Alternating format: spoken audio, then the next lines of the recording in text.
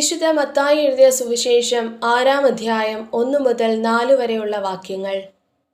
മറ്റുള്ളവരെ കാണിക്കുവാൻ വേണ്ടി അവരുടെ മുൻപിൽ വെച്ച് നിങ്ങളുടെ സൽക്കർമ്മങ്ങൾ അനുഷ്ഠിക്കാതിരിക്കാൻ സൂക്ഷിച്ചുകൊള്ളുവിൻ.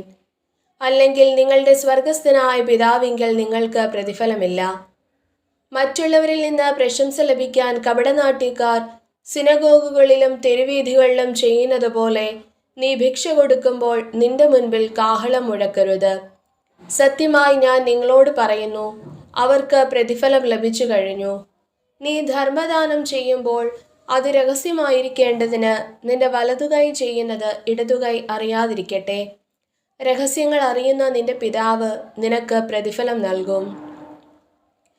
വിശുദ്ധ മത്തായി എഴുതിയ സുവിശേഷം 6-ാം അധ്യായം 1 മുതൽ 18 വരെയുള്ള ഭാഗത്ത് ചില സൽകൃത്യങ്ങളെക്കുറിച്ചാണ് യേശു ശിഷ്യന്മാരെ പഠിപ്പിക്കുന്നത്.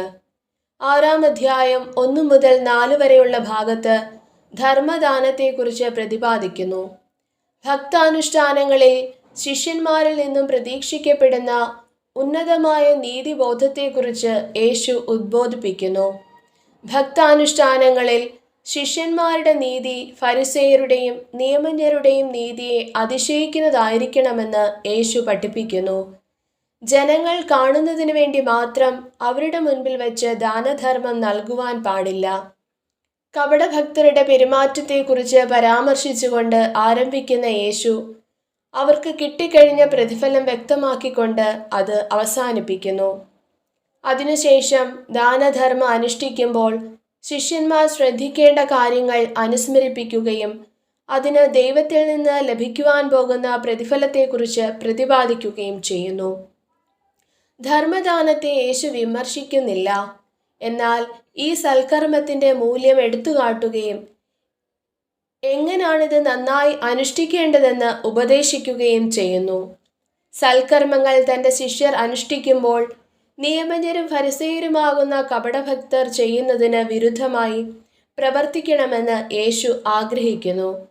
ധർമ്മദാനത്തിലെ സ്വാർത്ഥമോഹവും നിസ്വാർത്ഥതയും തമ്മിലുള്ള അന്തരം പ്രകടമാക്കുന്നതിനാണ് കാഹളം മുഴക്കുന്നതിനെക്കുറിച്ചും വലതുകൈ ചെയ്യുന്നത് ഇടതുകൈ അറിയരുതെന്നതിനെക്കുറിച്ചും പ്രതിപാദിച്ചിരിക്കുന്നത്. അങ്ങനെ സൽക്കർമ്മ നിരതമായ ജീവിതത്തിൽ ശിഷ്യന്മാരുടെ നീതി നിയമജ്ഞരുടെയും ഫരിസേയരുടെയും നീതിയെ അതിശയിപ്പിക്കണമെന്ന് യേശു അഭിലഷിക്കുന്നു.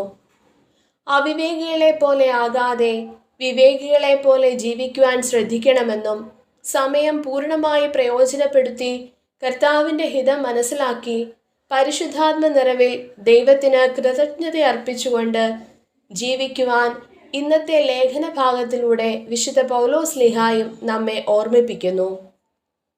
നന്മ പ്രവർത്തികൾ ചെയ്യുന്നതിൻ്റെ പിന്നിലെ എൻ്റെ ഉദ്ദേശം എന്താണ്?